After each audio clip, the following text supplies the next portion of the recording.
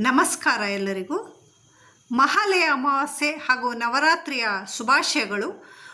ನಾನಿವತ್ತು ಮೈಸೂರಿನಲ್ಲಿ ಇರುವ ಶೃಂಗೇರಿ ಶಾರದಾ ಮಠಕ್ಕೆ ಭೇಟಿ ಕೊಟ್ಟಿದ್ದೆ.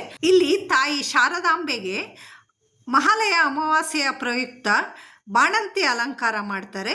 ಬಹುಶಃ ಈ ರೀತಿಯ ಒಂದು ವಿಶೇಷ ಅಲಂಕಾರವನ್ನು ದೇವಿಗೆ ಮಾಡೋದು ಬೇರೆ ಎಲ್ಲೂ ಕಾಣಲಿಕ್ಕೆ ಸಿಗೋದಿಲ್ಲ ಅಂತ ಅಂದ್ಕೊಳ್ತೀನಿ.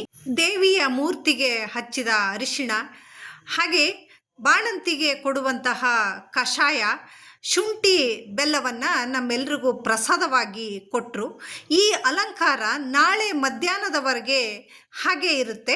ಭಕ್ತಾದಿಗಳು ಎಲ್ಲರೂ ಹೋಗಿ ದರ್ಶನ ಮಾಡ್ಕೊಂಡು ಬನ್ನಿ. ತಾಯಿಯ ಮೂರ್ತಿಯನ್ನು ಫೋಟೋ ಆಗಲಿ ಅಥವಾ ವಿಡಿಯೋ ಆಗಲಿ ಮಾಡೋ ಹಾಗಿರಲಿಲ್ಲ, ಹಾಗಾಗಿ ನಾನು ಮಾಡಿಲ್ಲ. ಆ ತಾಯಿ ಶಾರದೆ ಎಲ್ಲರಿಗೂ ಒಳ್ಳೇದು ಮಾಡಲಿ. ಮತ್ತೊಮ್ಮೆ ಸಿಗ್ತೇನೆ.